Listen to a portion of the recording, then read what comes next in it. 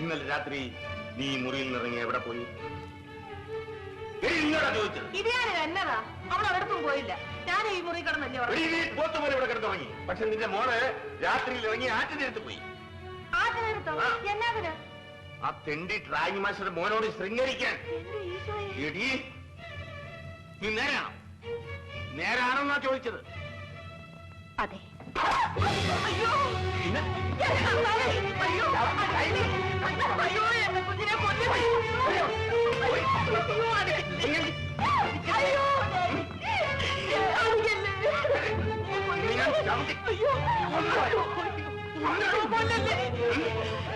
ഇനി എന്നെ തല്ലരുത്.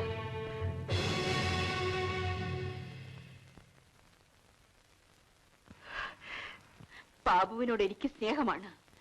ബാബുവിനെ അല്ലാതെ മറ്റൊരാളെ ഞാൻ കല്യാണം കഴിക്കില്ല.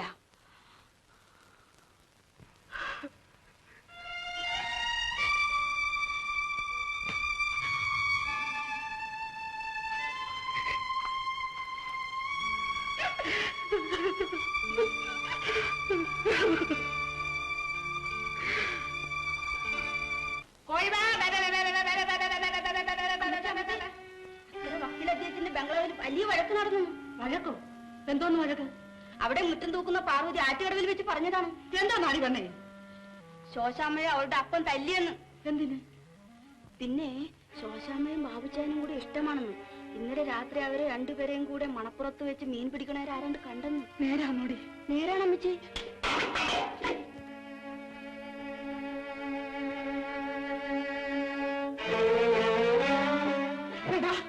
ഞാൻ കേട്ടത് നേരാണോ? അമ്മച്ചി കേട്ടെന്താന്ന് ഞാനങ്ങനെ അറിയും? നീ മക്കീന്റെ മോളും തമ്മിൽ ഇഷ്ടമാണോ? ഇഷ്ടമാണെങ്കിൽ തന്നെ എന്താ അവള് പെണ്ണല്ലേ? എടാ മഹാഭാവി, നീ ഈ വീട് നശിപ്പിക്കും. അവരെന്തിനും കൊള്ളാവുന്ന വലിയ ആളുകൾ. വക്കീൽ വിചാരിച്ച ഈ വീട് ഇറക്കി തോന്നിക്കൊണ്ട് കളയും. നിന്നെ തല്ലിക്കൊന്നു വല്ല ആറ്റിനെ കൊണ്ട് കളയും. അമ്മച്ചി പലതും കേട്ടിരുന്ന് ബഹളം ഉണ്ടാക്കാതെ. ഞാൻ നിന്നെ കണ്ട് അന്നേ തുടങ്ങിയതാണ് എനിക്ക് ഈ പ്രേമം. ഞാനാണെങ്കിൽ നമ്മൾ തമ്മിൽ കണ്ടതിന് ശേഷം ശരിക്കും ഉറങ്ങിയിട്ടേ കണ്ണടച്ചാൽ നമ്മൾ ഒന്നിച്ച് സിനിമയിൽ ലൗഡിയേറ്റും പാടി നടക്കുന്ന രംഗം ഓർമ്മ വരും. ഞാൻ നിന്നെ അത്യഗാധമായി പ്രേമിക്കുന്നു. ഞാനും. ബംബം ബം ബം ബം ബം ബം ബം കിരികിരി ഞാൻ നിന്നെ പ്രേമിക്കുന്നു മാങ്കിടാവേ.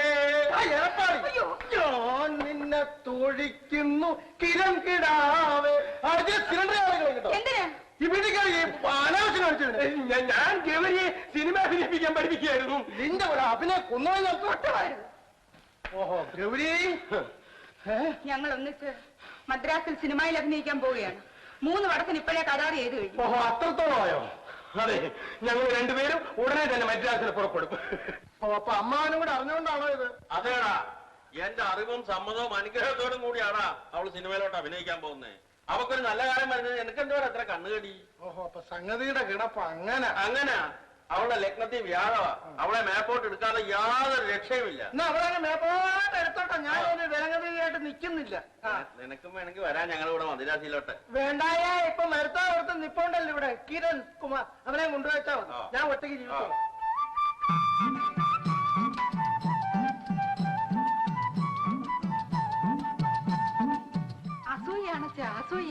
അവൻ അവന്റെ പോക്കിന് വോട്ടടി.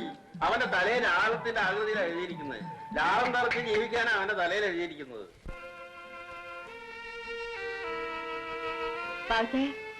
നീ ഏതാ വെച്ച്? ഞാൻ ശോശാമ്മ കുഞ്ഞിന്റെ അടുത്തുള്ളതാ. ദേ എഴുത്ത് ശോശാമ്മ കുഞ്ഞ് തന്നയച്ചതാ. പ്രിയപ്പെട്ട ബാബു, ഡാഡി എന്നെ വേറെ കെട്ടിക്കാൻ നോക്കുകയാണ്. എതിർത്താൽ എന്നെ കൊന്നുകളയും. ബാബുവിനെ കൂടാതെ എനിക്ക് ജീവിതമില്ല. ഇന്ന് രാത്രി നമുക്ക് സ്ഥലം വിടണം. കൃത്യം 12 മണിക്ക് ആ കയത്തിനടുത്ത മരത്തിന്റെ ചുവട്ടിൽ ഞാൻ എത്തും.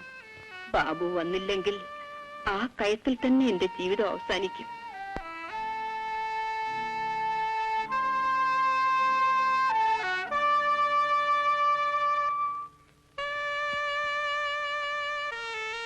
ഒളിച്ചോടുന്നത് മഠത്തരമാണ്. ഞാൻ വരികയില്ല. സാഹസം കാട്ടരുത്. എല്ലാം ആലോചിച്ച് പ്രവർത്തിക്കണം. അമ്പലക്കുളങ്ങരെ കുളിക്കാൻ ചെന്നപ്പം അയലത്തെ പെണ്ണുങ്ങൾ കളിയാക്കി.